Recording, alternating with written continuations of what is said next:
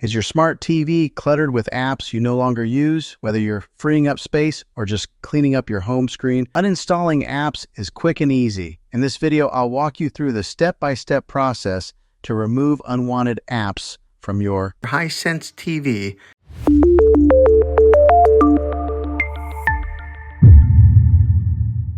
First, turn on your smart TV and grab your remote. Now, navigate to the Apps or Applications section of your TV. Depending on the year of your TV, this might be found under Settings or directly on the home screen. Step 2. Select the app you want to uninstall. Once you're in the Apps section, scroll through the list and find the app you want to remove. Highlight it using your remote. Step 3. Uninstall the app. Now select the app and look for the Uninstall or Remove option. On most smart TVs, you can do this by pressing and holding the OK or Enter button on your remote. A menu should pop up with the option to delete or uninstall the app. Confirm your choice and the app will be removed from your TV.